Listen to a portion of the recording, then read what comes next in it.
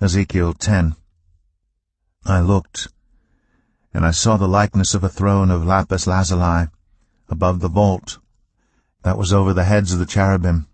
The Lord said to the man clothed in linen, Go in among the wheels beneath the cherubim, fill your hands with burning coals from among the cherubim, and scatter them over the city.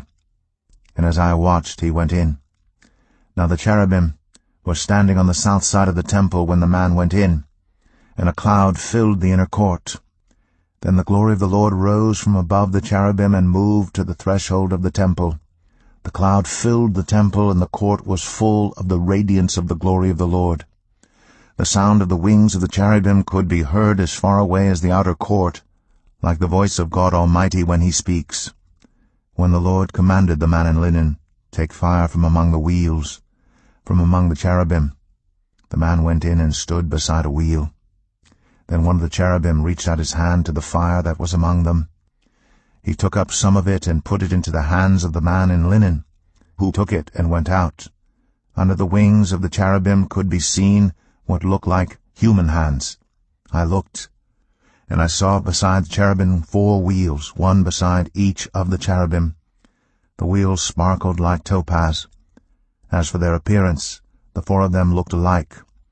Each was like a wheel intersecting a wheel. As they moved, they would go in any one of the 4 directions the cherubim faced. The wheels did not turn about as the cherubim went. The cherubim went in whatever direction the head faced, without turning as they went. Their entire bodies, including their backs, their hands, and their wings, were completely full of eyes, as were their 4 wheels. I heard the wheels being called the whirling wheels. Each of the cherubim had 4 faces. One face was that of a cherub, the second the face of a human being, the third the face of a lion, and the 4th the face of an eagle. Then the cherubim rose upward. These were the living creatures I had seen by the Kebar River. When the cherubim moved, the wheels beside them moved, and when the cherubim spread their wings to rise from the ground, the wheels did not leave their side. When the cherubim stood still, they also stood still. And when the cherubim rose, they rose with them, because the spirit of the living creatures was in them. Then the glory of the Lord departed from over the threshold of the temple and stopped above the cherubim. While I watched, the cherubim spread their wings and rose from the ground, and as they went, the wheels went with them. They stopped at the entrance of the east gate of the Lord's house, and the glory of the God of Israel was above them.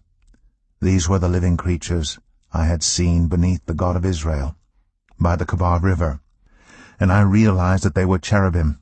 Each had 4 faces and 4 wings, and under their wings was what looked like human hands.